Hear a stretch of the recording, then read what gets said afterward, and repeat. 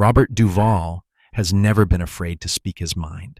In a town built on smiles, handshakes, and carefully crafted public images, he has been the rare force who cuts straight through the facade. Ask him what he thinks about a director or actor, and he won't just tell you the truth. He'll tell you his truth, even if it shakes Hollywood's golden reputation to the core. Over the decades, this attitude ignited feuds with some of the most legendary figures in film history. Battles of ego, philosophy, and sometimes outright hostility. These weren't petty disputes. These were deep personal divides that reveal who Duval really is and who he refuses to be. And the first name on that list shocked everyone. 1. Marlon Brando. When you picture The Godfather, you imagine Brando's iconic voice, the slow blinking, the legendary presence. But to Duval, Don Vito Corleone wasn't a symbol of brilliance. He was a symbol of everything wrong with ego in Hollywood. He famously called Brando an actor's enemy, a label harsh enough to silence any room. What he witnessed during filming left a mark he never buried. Duval claimed Brando would purposely sabotage scenes if they shifted attention away from him, humiliating younger actors and wrecking the flow of production. And then came the infamous cue cards. Brando, Duval alleged, refused to memorize his lines. He insisted that his co-stars tape their dialogue to their chests, the walls, even furniture, anything to avoid preparation. Duval didn't see a genius at work. He saw laziness wrapped in superstition. He later admitted he tried the technique once and instantly hated it. To him, the craft demanded respect. Brando's methods? They were disrespect in action. Even decades after Brando passed, Duval still stuck to his stance. That cold persistence told Hollywood one thing: those wounds were real. But if Brando represented chaos, the next name represented suffocating perfection. 2. Stanley Kubrick.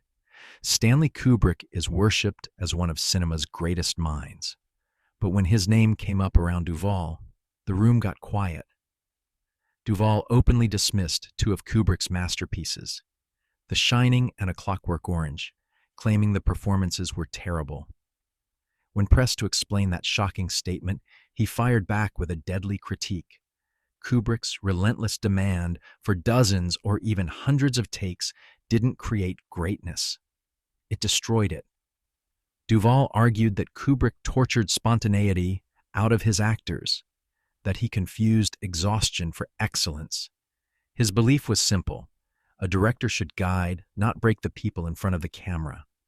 Hollywood gasped when Duval said, "To me, the great Stanley Kubrick was an actor's enemy." There was no personal feud, just a fundamental rejection of Kubrick's cinematic religion. And once again, Duval refused to bow. But the next director pushed things even further, and Duval walked away before it started. 3. David Fincher. David Fincher is known for gritty genius and precision, but that perfectionism comes at a price, a steep one for actors. Stories of 50, 60, even 70 takes for a single line have become part of his mythology. Most actors accept it as the cost of greatness, but not Duval. When he was offered a role in C7, he didn't even hesitate. He turned it down, allegedly because he couldn't stomach the idea of reciting the same moment until all life drained from it. While others praised Fincher for his flawless frames, Duval compared his method to punishment. To him, performance should come alive naturally, not be hammered into shape like machinery. Maybe that's why he never reconsidered working with Fincher again. Duval believed the soul of an actor couldn't survive that many takes, and while Fincher built a career off obsession, Duval walked away with his principles intact. But there was one director Duval actually fought with on set, and neither forgot it. 4. Henry Hathaway. On the set of True Grit, the clash was immediate. Hathaway represented everything Duval despised in old Hollywood directing: command first, creativity, never. Hathaway's voice thundered through the Western landscape, barking orders as if he were leading a battalion. The moment that broke Duvall's patience became infamous. Hathaway shouted, "When I say action, eat, tense up. God damn you."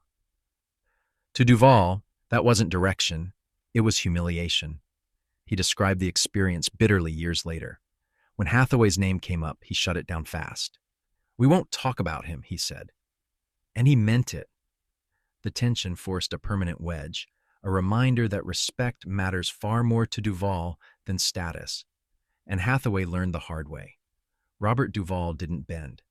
But being pushed isn't the only thing he hates. Being boxed in can be just as bad.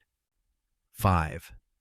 Bruce Beresford, Tender Mercies, gave Duval one of the greatest moments of his life, the Academy Award for Best Actor. But behind the camera, all was not harmonious. Directed by Australian filmmaker Bruce Beresford, the film became a quiet battleground of artistic beliefs. Beresford was precise, sometimes painfully so. Duval felt fenced in, held back from the raw authenticity he craved. Instead of celebrating absolute chemistry, Beresford wanted absolute control. It was a struggle Duval couldn't publicly rage about, not on a project that made him a Hollywood legend. But when he later described the filming experience, there was no warmth behind his praise. Winning the Oscar did nothing to erase the resentment. It was a victory covered in bruises. And beneath the accolades, one truth lingered. Duval never forgot the directors who tried to steer him instead of trust him. Just two left, but this one surprised fans the most. 6. Robert De Niro. There are rivalries built on hatred, and then there are rivalries built on indifference sharp enough to cut. That's what exists between Robert Duvall and Robert De Niro.